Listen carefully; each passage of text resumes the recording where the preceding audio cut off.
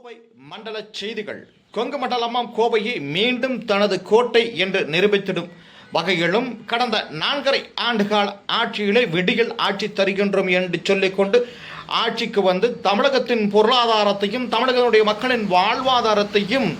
விடியாமல் இருளில் மூழ்கடித்த ஆளும் திராவிட முன்னேற்றக் கழகத்தினுடைய ஆட்சியின் அவலங்களை மக்களின் எடுத்துரைக்கும் விதமாகவும்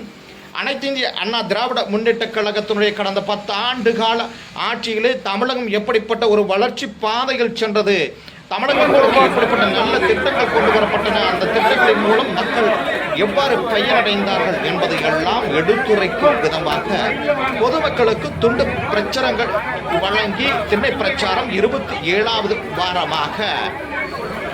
தமிழக சட்டமன்ற எதிர்க்கட்சி கொறடாவும் முன்னாள் அமைச்சரும் தலைமை நிலைய செயலாளர் கோவை புறநகர் தெற்கு மாவட்ட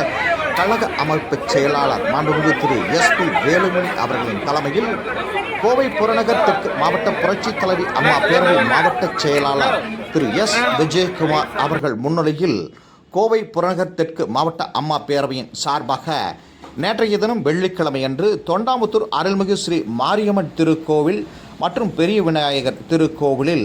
வருகின்ற 2026 சட்டமன்ற தேர்தலில் மீண்டும் எடப்பாடியார் அவர்களை முதலமைச்சராக பொறுப்பேற்றிட வேண்டி சிறப்பு அபிஷேக பூஜைகள் நடத்தி பொதுமக்களுக்கு அன்னதானம் வழங்கி திமுகவின் அவலங்களை எடுத்துரைக்கும் விதமாக துண்டு பிரசுரங்கள் பொதுமக்களிடையே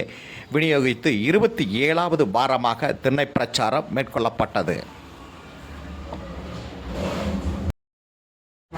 கலாம் குரலாக பொள்ளாச்சி அரசி டி மணிகண்டன்.